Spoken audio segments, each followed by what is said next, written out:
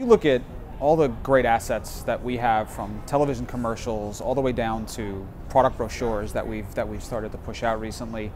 There's a ton of value in pushing those assets out to the marketplace. I think it's one of the best ways to convey the great beauty that is Mercedes-Benz and in the Mercedes-Benz products that we use every day.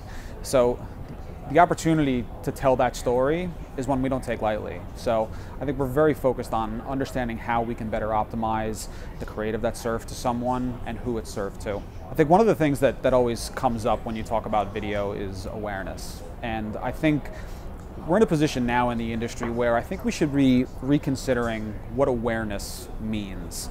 And awareness is essentially a behavior. You have to show someone that you're actually aware of something. I don't think we're in a position any longer where we consider simply serving an impression to be accomplishing the goal, and that awareness can't be considered accomplished if you just simply put an impression out there. So I think we look to be a little bit more detailed and a little bit more behavioral in how we look at video performance. So if I serve a video to you, you really only know if you're aware of it. But as a marketer, you need to give me some kind of cue that tells me that you've been aware of it. So that's, I think, what we're going to start to look at is what are the cues that people tell us that they're now aware of this product. I think Mercedes is in a kind of a rare situation where we don't really suffer from an awareness problem, but nonetheless, I think we're still going to be very strict about how we consider video performance and specifically video awareness performance in the future.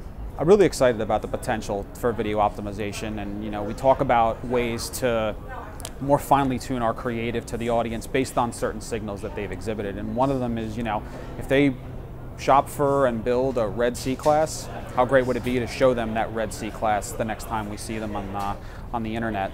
So there's a ton of opportunity there, and there's also different ways for us to showcase different aspects of the vehicle. If we want to push performance out there, how can we sort of recut a video to show that performance angle? If it's a technology, if it's a styling angle, there are ways that we can now update that message to speak specifically to that kind of persona, and keep pushing that out to that specific person without having to create entirely new video assets.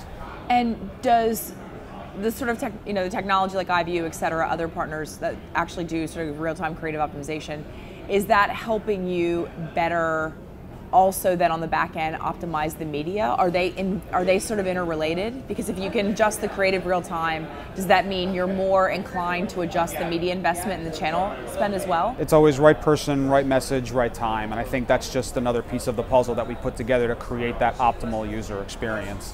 So if it's a specific segment that responds to a specific cut of the video, that's what we're going to determine successful, and that's what we're going to keep pushing out there. So I think it helps definitely draw together all of the elements you just talked about, with media, with audience, with creative, with placement. Brings it all together and helps us really make the experience just so much better for the user.